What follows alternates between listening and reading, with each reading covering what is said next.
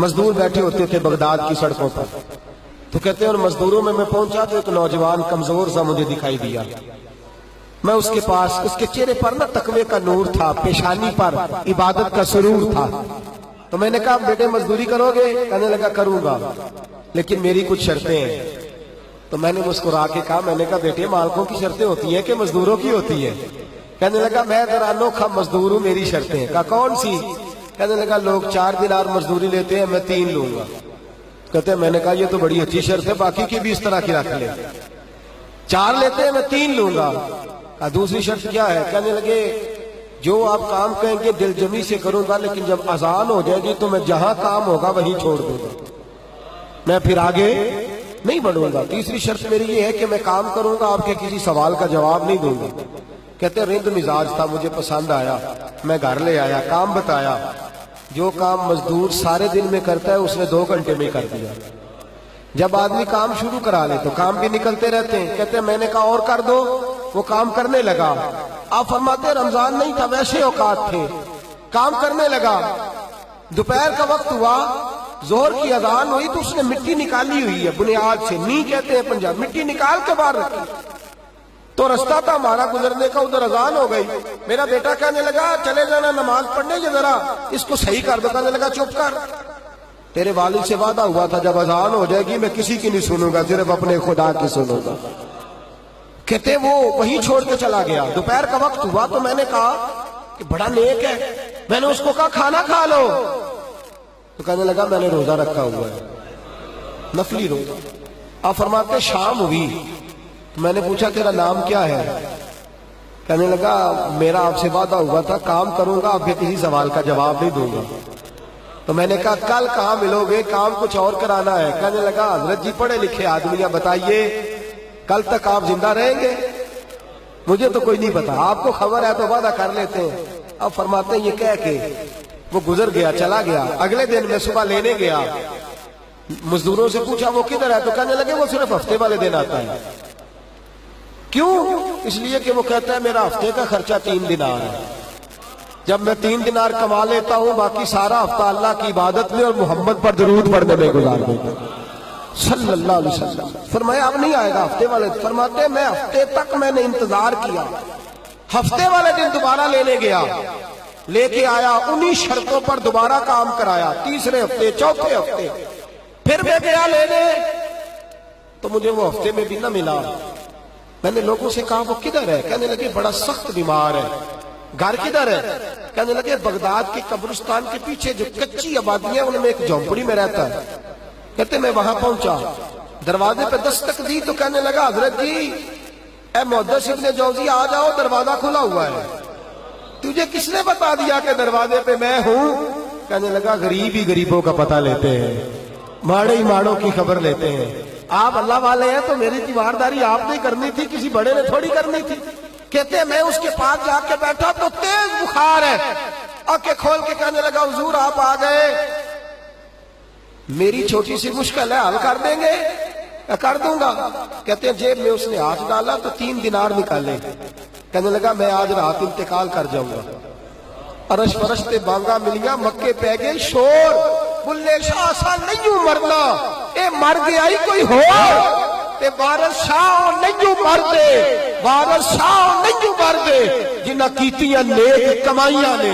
इकबाल कहते हैं मौत को समझे हैं गाफिल इख्तिताम में जिंदगी, अरे ये है शाम में जिंदगी फिर सुबह दवा में जिंदगी।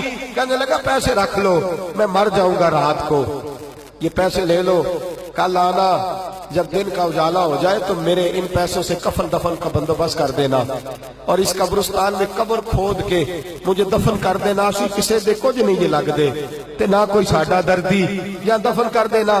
कहते हैं फिर दूसरी जेब में हाथ डाला और कहने लगा ये अंगूठी या हीरे की, मुझे जब आप दफन कर ले जोर से पहले तो असर के बाद हारून रशीद बादशाह निकलता है सैर करने, उसे आवाज देना, आपकी बात नहीं सुनेगा, कहना तेरी एक अमानत है, वो फिर आपको बुलाएगा तो अंगूठी उसे देना, और फिर आप बस ये 2 मेरे काम कर दे, अल्लाह आपको जजा देगा, फिर आप मेरी तरफ से जजा के मुस्तहिक हैं, अल्लाह आपको देगा। कहते हैं मैंने कोई और बात करनी चाहिए तो उस जवान ने हाथ बांध दिए।